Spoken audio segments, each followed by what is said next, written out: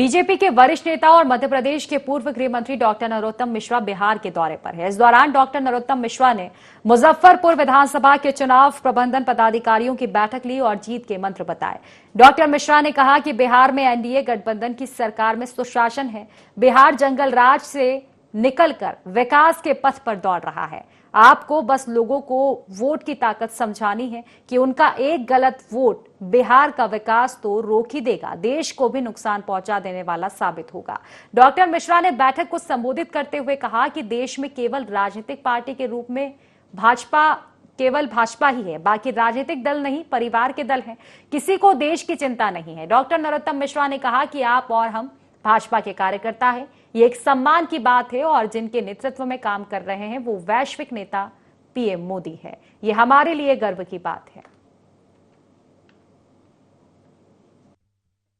Bharatiya Janata party का vote डलवाएंगे अपनी booth पर, अपनी पोलिंग पर, वो हर वोट एक आहुति के रूप में ही होगा।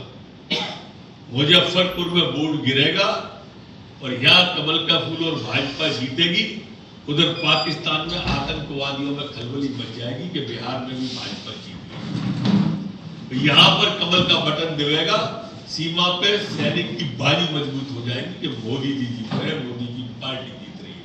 ये कमल के फूल की विशेषता ही है। ये कमल का फूल ही है जो गरीबों के घर बनवा रहा है। ये कमल का फूल है जो 10,000 रुपए महीने दिलवा रहा है। ये कमल का फूल ही है जो गरीबों का शौचालय बनवा रहा है। इन लोगों की जब सरकारें रही, कभी गरीब कल्याण की योजना नहीं आई, कभी किसान कल्याण की योजना नहीं आई। घर बैठे 6,000 रुपया हर किसान के खाते में पहुंच रहा है और ऐसा अभी नहीं पहुंच रहा है, लगातार वर्षों हो गए। अब तो चुनाव की दृष्टि से वो फंडा नहीं था, न मोदी जी ने किया। महंगाई विश्व के अंदर पहला देश अपना भारत है जो अभी जीएसटी की अपनी स्लैब आई है, उसके बाद वाहनों से लेके बाकी चीजों पर महंगाई कम हो गई। हमको सिर्फ आम जन तक जाके बताने भर दे रहे, लेकिन बताएंगे कब?